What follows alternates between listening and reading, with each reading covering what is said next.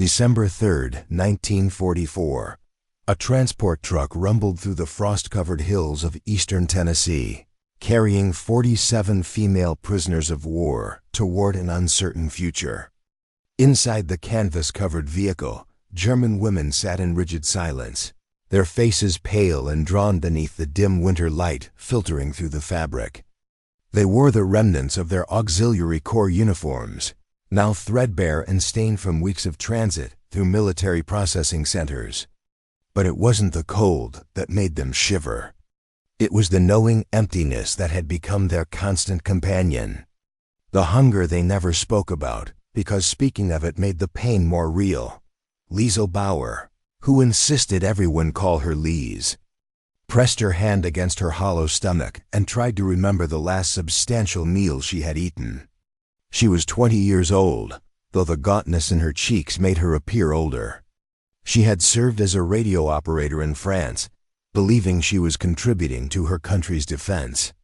Now she was an enemy prisoner being delivered to a place she couldn't pronounce in a country she had been taught to hate. The propaganda had promised them that Americans were barbaric, that capture meant torture and starvation. Looking at her fellow prisoners, Lise realized they were already starving. The Americans wouldn't need to withhold food as punishment. They were arriving half dead already. Beside her, Ingrid Keller sat with her eyes closed, perhaps sleeping, or perhaps simply too weak to keep them open.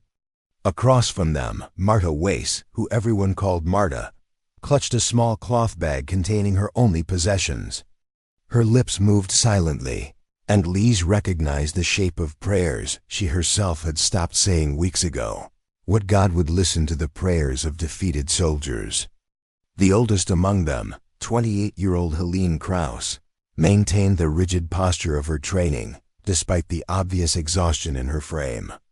She had been a nurse, had seen the wounded and dying, and had learned to hide her fear behind a mask of professional competence. The truck slowed, then stopped. American voices shouted orders outside. The women tensed, preparing for whatever came next. When the canvas flap opened, cold December air rushed in, and with it came a smell that made Lisa's empty stomach clench with sudden painful awareness. Something was cooking. Not the thin gruel or stale bread they had subsisted on during transport, but real food. The scent was rich, savory, utterly foreign, and so overwhelming that several women gasped involuntarily. An American soldier, young and red-cheeked from the cold, gestured for them to exit the vehicle. His expression wasn't cruel or hostile. If anything, he looked uncomfortable, perhaps even sympathetic. As Lise climbed down on unsteady legs, that impossible smell grew stronger. Somewhere in this camp, someone was cooking breakfast. Her propaganda-trained mind told her this was a trick, a cruelty designed to torment them. But her starving body didn't care about propaganda anymore. It only knew that somewhere close by there was food. The mess hall was larger than Lise had expected, with long wooden tables arranged in neat rows and windows that let in the weak winter sunlight. The 47 German women filed inside under guard, their eyes adjusting to the warmth and light after weeks of cold transit facilities. Captain Eleanor Brooks stood near the entrance, a tall woman in her mid-30s with steel-gray eyes that assessed each prisoner as they passed. She had overseen male prisoner camps before, but this was her first assignment with female captives. The War Department had given her specific instructions about maintaining order and discipline, but nothing in those instructions had prepared her for the skeletal frames and hollow faces now. Filling her mess hall, Staff Sergeant Robert Hayes emerged from the kitchen wearing a flour-dusted apron over his uniform. He was a broad-shouldered man from rural Georgia with hands scarred from years of farm work before the war. When Captain Brooks had assigned him to cook for the new prisoners, he had spent the previous night lying awake, thinking about his own daughter, Emily, who would have been close to these women's ages if she had survived the influenza epidemic of 1918. He couldn't look at these enemy prisoners without seeing his Emily's face. Without remembering how she had wasted away, despite every desperate effort to save her, the German women stood uncertainly beside the tables, unsure whether to sit or remain standing. Corporal James Miller, a lanky 22-year-old from the Tennessee mountains, gestured awkwardly toward the benches. Slowly, hesitantly, the women sat. Lise found herself between Ingrid and an older woman whose name she didn't yet know. They waited for whatever came next, their faces carefully blank, refusing to show weakness or hope. When Hayes and two kitchen assistants emerged carrying large trays, the smell that had tormented them outside became overwhelming. The sergeant began placing plates in front of each woman, and Lise stared at what appeared before her with complete incomprehension. On the metal plate sat two large golden brown biscuits, split open and covered with a thick creamy sauce studded with crumbles of sausage.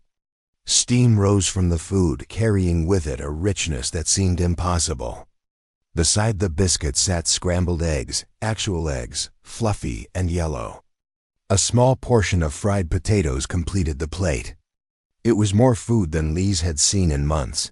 Around her, the other women sat frozen, staring at their plates as if they might be hallucinations. Captain Brooks watched the prisoners' reactions with growing unease. She had expected gratitude, perhaps even tears of relief. Instead, she saw confusion and something that looked almost like fear. These women didn't understand that they were simply being fed a standard American breakfast. They thought this was some kind of test or trick.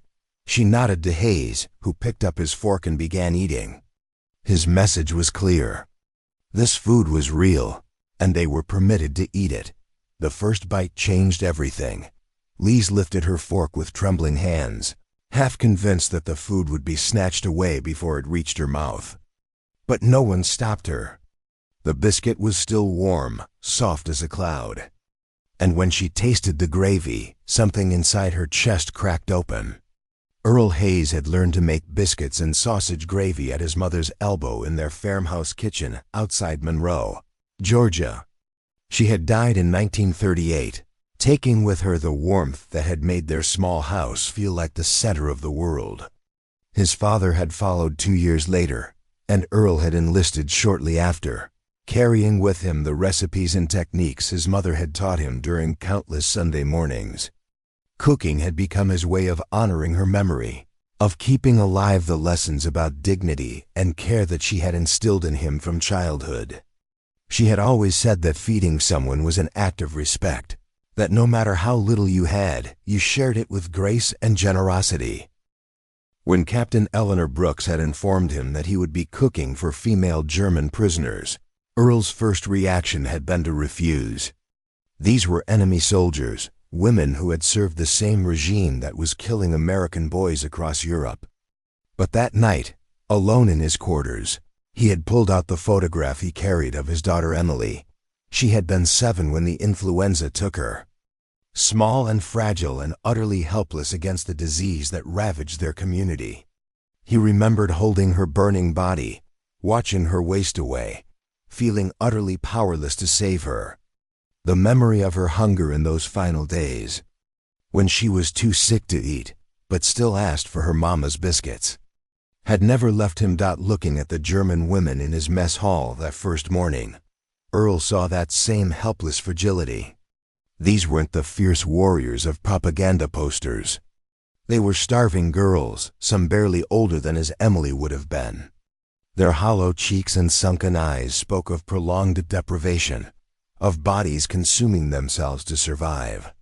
Whatever sins their country had committed, whatever role they had played in the war, they were human beings who needed food.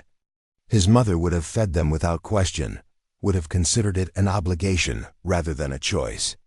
Earl had decided he would do the same. He had woken at 4 in the morning to begin preparation, mixing flour and buttermilk for biscuits, browning sausage for the gravy, preparing eggs and potatoes. He cooked the way his mother had taught him, with attention to flavor and texture, refusing to simply fulfill a requirement. If he was going to feed these women, he would feed them properly. The biscuits were tender and flaky, the gravy rich with cream and seasoned with black pepper and sage. It was the same breakfast he would have made for his own family. The same meal his mother had served on cold Sunday mornings, when the farmhouse smelled of comfort and love. Now, watching the prisoners stare at their plates with expressions of disbelief and confusion, Earl felt something shift in his chest. These women didn't trust this kindness because they had forgotten what kindness looked like. They expected cruelty because cruelty was what they had known. He picked up his fork again, took a deliberate bite of his own breakfast, and smiled at them with all the gentle patience his mother had once shown him. The first bite changed everything for Lise Bauer. She lifted her fork with trembling hands, half convinced that the food would be snatched away before it reached her mouth. But no one stopped her. The biscuit was still warm, soft as a cloud. And when she tasted the gravy, something inside her chest cracked open. It was rich and savory, flavored with herbs she couldn't identify, and carried a creaminess that seemed impossible given the wartime shortages she knew existed everywhere. She had been told that America was suffering, that its economy was collapsing under the weight of the war effort, that its people were starving just as Germans were starving. Yet here was abundance. Here was butter and cream and sausage served without hesitation to enemy prisoners. Around her, the other women were experiencing the same revelation. Ingrid Keller ate slowly, methodically, as if afraid that eating too quickly would make her sick. Marta Weiss had tears streaming down her face, though she made no sound and didn't stop eating.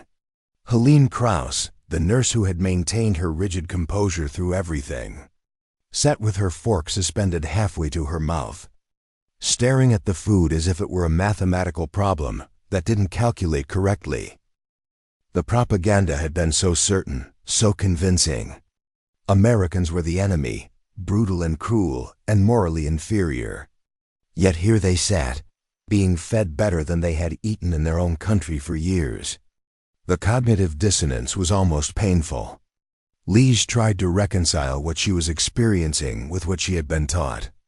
Perhaps this was exceptional, a single generous meal before the cruelty began. Perhaps they were being fattened like livestock before slaughter. But even as her mind raced through these explanations, her body betrayed her with its desperate gratitude for the food.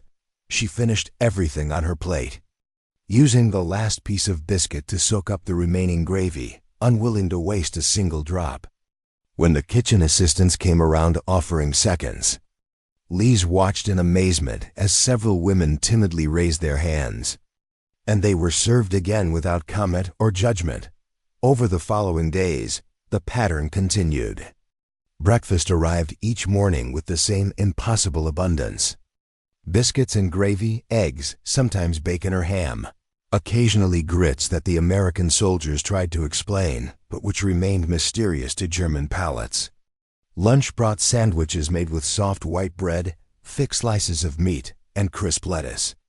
Dinner featured roasted chicken, mashed potatoes, green beans cooked with bacon. It was ordinary American military food, nothing special by the standards of the camp's American personnel. But to women who had subsisted on increasingly meager rations for years, it was incomprehensible luxury. Marta Weiss began paying careful attention to how the food was prepared. She watched through the serving window as Sergeant Hayes worked in the kitchen, noting his techniques and ingredients. She started asking questions in her limited English, pantomiming when words failed. How did he make the gravy so smooth? What gave the biscuits their tender texture? Hayes, surprised but pleased by her interest, began to teach her.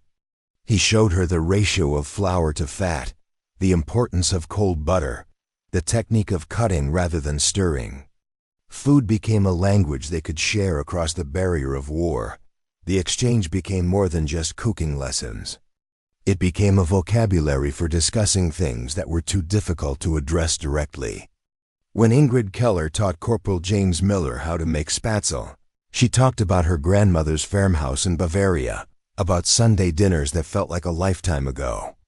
When Miller showed her how to make Tennessee chess pie, he talked about his own grandmother, about the sugar rationing that had made such desserts impossible even in America.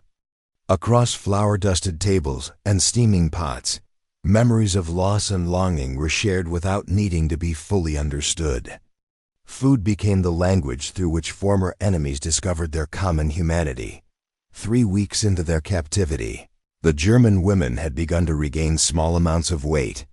Their faces no longer looked quite so skeletal, and their uniforms, which had once hung loosely on emaciated frames, were beginning to fit properly again. Captain Eleanor Brooks documented these changes in her reports to the War Department, noting with clinical precision the improvement in prisoner health and morale. But she could not quite capture in official language what she witnessed each morning in the mess hall. The way these women still approached each meal with a mixture of disbelief and barely contained desperation. Lise Bauer began to recognize patterns in her fellow prisoners' behavior. Some, like Helene Krauss, ate with careful control, never finishing everything on their plates, as if saving food for an emergency that might come. Others, like Ingrid Keller, ate quickly and efficiently, their bodies still operating on the survival instinct that told them to consume food whenever it appeared. Because you never knew when the next meal would come. But it was Marta Weiss who surprised everyone on a cold morning in late December when something inside her finally broke. Staff Sergeant Robert Hayes had made an especially large batch of biscuits that morning. And when Corporal Miller came around offering seconds, Marta raised her hand. Her plate was already clean, wiped spotless with her last piece of biscuit. Miller placed 2 more biscuits on her plate, covering them with a generous ladle of gravy. Marta stared at the food for a long moment, her fork frozen in her hand. Then, without warning, she began to sob. Not quiet tears, but deep, wrenching sobs that shook her entire body. The mess hall fell silent. The other German women turned to look, uncertain whether to comfort her or pretend they had not noticed. The American guards exchanged uncomfortable glances, unsure how to respond to this sudden emotional collapse. Captain Brooks approached carefully, kneeling beside Marta's bench. In her careful, textbook German, she asked what was wrong. Marta struggled to speak through her tears, switching between German and broken English. She explained that she had not eaten this well since before the war began, not even as a free citizen in Germany. Her family had owned a small bakery in Stuttgart, and even there, with access to flour and sugar, they had been rationed to near starvation. The ingredients for these simple American biscuits, butter and cream and white flour, had become impossibly precious commodities in Germany. Here, in this prison camp, she was being offered seconds of what would have been a feast at home, that the shame of it overwhelmed her. She was eating better as a prisoner than her mother and sisters were eating as free women in Germany. She was gaining weight while her family, if they were even still alive after the bombing raids, were slowly starving. The guilt was unbearable, made worse by the fact that she was grateful for the food, that her traitorous body craved these meals and looked forward to them with desperate anticipation. She felt like she was betraying her family with every bite, choosing her own survival over solidarity with their suffering. After that morning's breakdown, Robert Hayes sat with Marta in the kitchen, a cup of weak coffee between them and a notebook open on the metal table. Captain Brooks had given permission for this unusual meeting, sensing that something important was happening, something that transcended the normal boundaries between captor and captive. Marta had stopped crying, but her eyes were still red-rimmed, her hands trembling slightly as she held her own cup of coffee, the first she had tasted in months. Hayes spoke slowly, using simple words, and Marta responded in her halting English, supplemented with gestures and drawings when language failed them. He asked her about the bakery in Stuttgart, about what her family had made before the war. Marta's face softened as she described the rye breads, the pretzels, the Christmas stollen rich with dried fruits and marzipan. She drew pictures of the shapes, tried to explain the textures and flavors. Her mother had been a master baker, trained in traditional methods passed down through generations. The bakery had been their pride, their livelihood, their identity. Then came the rationing, the shortages, the slow strangling of their craft as ingredients became scarce and then impossible to find. Hayes listened with genuine interest, asking questions about techniques and timing. He had never made a proper German pretzel, had never even tasted Stollen. The idea fascinated him, this glimpse into a food culture he had previously known only as an enemy abstraction. He showed Marta his mother's biscuit recipe, written in faded pencil in a water-stained notebook. He explained about buttermilk, about the importance of not overworking the dough, about his mother's insistence that biscuits should be made with love, or not at all. Marta studied the recipe with the intensity of a scholar examining an ancient text, asking questions about measurements and temperatures. Word of these kitchen conversations spread through the camp.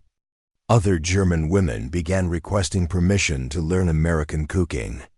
While some of the American guards expressed curiosity about German recipes, Captain Brooks, recognizing the value of this cultural exchange for camp morale, established a formal program. 3 afternoons each week, small groups of prisoners could work in the kitchen under supervision, learning to prepare American dishes while teaching their own culinary traditions in return. Lise found herself learning to make cornbread, a strange golden bread made from meal rather than flour. Helene Krauss, with her medical background, became fascinated by the nutritional aspects of different foods and began documenting recipes with scientific precision.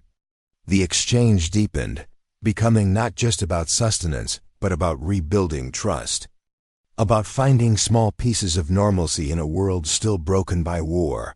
One evening after dinner, a group of women gathered in the barracks for a conversation that felt almost like a conspiracy. They spoke in hushed German, aware that what they were discussing bordered on something dangerous. Marta Weiss voiced what many were thinking. What if we asked to stay, not forever necessarily, but until conditions in Germany improved, until we knew our families were safe, until the country was stable enough that we would not become additional burdens? The idea hung in the air, simultaneously appealing and terrifying. Choosing to remain with their captors rather than return home felt like the ultimate betrayal of everything they had once been taught to value. Lise Bauer countered with an uncomfortable truth. They had not chosen this captivity, but they could choose what they did with it. They had regained their health here, learned new skills, begun to understand perspectives they had never been allowed to consider before. Perhaps returning home stronger, healthier, and wiser was more valuable than returning immediately but broken. Perhaps survival was not betrayal. Perhaps taking care of themselves first would ultimately allow them to help others more effectively. The debate continued late into the night with no clear resolution. Each woman would have to make her own impossible choice. March brought warming weather and official notifications about repatriation procedures. The War Department established protocols for returning prisoners to Germany. With transportation scheduled to begin in late April, Captain Eleanor Brooks called individual meetings with each prisoner to explain the process and assess their readiness to return home. What she discovered during these conversations troubled her deeply. When she asked the standard question about their willingness to be repatriated, the answers were far more complicated than yes or no. Women who should have been eager to return instead expressed paralyzing uncertainty and, in some cases, outright fear about what awaited them. Lisa's meeting with Captain Brooks lasted nearly an hour. She spoke with painful honesty, her improving English allowing her to express nuances she could not have managed months earlier. She wanted to return to help her mother and sister, to contribute to rebuilding her destroyed country. But she was terrified of the hunger, the deprivation, the possibility that she might become another burden on her already suffering family. More than that, she had changed during her months in American captivity. She had learned things about her country that made her question everything she had once believed. Going back meant facing people who would see her as a failure, a captured soldier corrupted by enemy influence. The other women expressed similar anxieties in their own meetings. Ingrid Keller, who still had no news about her parents' fate, asked what would happen to prisoners who had nowhere to return to. Could they remain in America? Could they apply for displaced person status rather than immediate repatriation as enemy nationals? Captain Brooks had no answers, only promises to forward such questions to higher authorities. Helene Krauss, ever pragmatic, pointed out the medical reality. Many of them had gained 15 or 20 pounds since arrival, their bodies finally recovering from prolonged malnutrition. Returning to starvation conditions would undo all that healing. How could they help rebuild Germany if they arrived already weakened by hunger? January passed into February and then into early spring. Letters began arriving through the International Red Cross postal system. Distributed during evening assembly as Captain Brooks called out names while the women waited with expressions ranging from desperate hope to barely contained dread. Not everyone received letters. Some had listed addresses in cities that no longer existed, swallowed by bombing raids. Others had families in regions now occupied by Soviet forces, where mail service had collapsed entirely. Lisa's letter came from her younger sister Anna Bauer, writing from a displaced persons camp near Hamburg. Their apartment building had been destroyed in a firebombing raid the previous summer. Their mother was alive but ill, suffering from malnutrition and respiratory problems caused by living in inadequately heated temporary housing. Anna was working in a factory in exchange for food rations that provided barely enough calories to survive. She wrote matter-of-factly about conditions that sounded apocalyptic. People were eating potato peels and tulip bulbs, anything that might contain nutrition. Children were dying of diseases that should have been easily treatable. The letter ended with a line that made Lisa's hands shake. "We are glad you are safe, even if you are with the Americans. At least there, we hope you have food." Ingrid's letter brought even worse news. Her family farm in East Prussia had been overrun by Soviet forces. Her parents and younger brother were missing, their fate unknown. A neighbor who had managed to flee west reported that the entire village had been evacuated, or worse. Ingrid sat on her bunk, reading the letter over and over, as if repetition might somehow change the words on the page. She did not eat dinner that evening, unable to bear the thought of food while her family's whereabouts remained a mystery. Helene Krauss, whose own letter carried similar devastation, sat beside her in silent companionship. There were no words adequate for this kind of loss. That evening's dinner included pork chops, mashed potatoes with real butter, and green beans. The women sat before plates of food that represented more nutrition than their loved ones might see in weeks. Some could not eat at all, pushing their plates away untouched. Others ate mechanically, driven by bodies that demanded sustenance regardless of emotional pain. The guilt was overwhelming. They were prisoners, yet they lived better than free Germans. They were captives, yet they were safer and healthier than their own families. After dinner, Marta found Robert Hayes in the kitchen, her face pale and drawn. In her improving English, she asked the question that had been tormenting her. "Why do you feed us so well when our people are starving? Why show us kindness when we were your enemies?" Hayes was quiet for a long moment before answering. "Because starving you won't feed them," he said slowly. "Being cruel to you won't help your families. We do what's right here because that's what we can control." Sunday arrived cold and clear.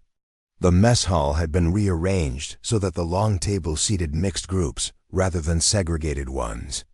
American guards sat beside German prisoners, officers beside enlisted women, former enemies beside each other in a configuration that would have been unthinkable just weeks earlier.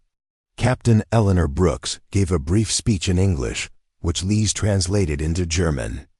She spoke about the importance of recognizing shared humanity, even in wartime, about the difference between political systems and individual people. Her words were carefully chosen, neither apologizing for the war nor pretending it did not exist, but acknowledging the strange circumstance that had brought them all together. The food was served family style, with large platters placed in the center of each table. People passed dishes to one another, served one another, and began the awkward process of conversation across enemy lines. Corporal James Miller found himself sitting between Ingrid Keller and another prisoner named Erica Vogel. He attempted jokes that did not quite translate, and they responded with German humor he did not fully understand, but somehow they all laughed anyway. The tension that had defined their interactions for weeks began to dissolve in the simple act of breaking bread together.